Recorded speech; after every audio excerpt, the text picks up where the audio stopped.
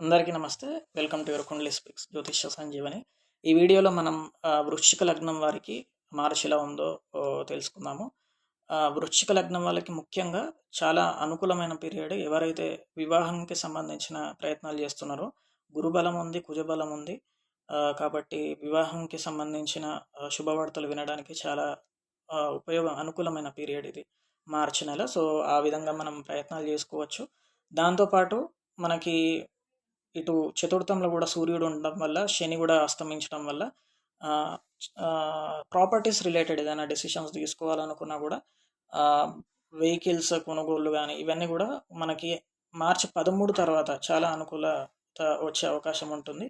ఎందుకంటే మనకి సూర్యుడు బుధ శుక్రులతో కలుస్తున్నారు కాబట్టి అక్కడ బుధ శుక్రులు అస్తమించే అవకాశం ఉంటుంది.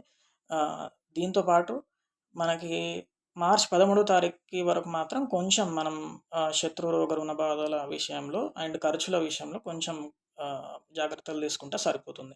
ఓవరాల్గా చాలా సూపర్ నెల. వృశ్చిక లగ్నం వాళ్ళు మన శని, శుక్ర, బుధులు వీళ్ళందరూ కూడా అస్తమిస్తున్నారు కాబట్టి ఈ అవకాశాన్ని సద్వినియోగం చేసుకోండి.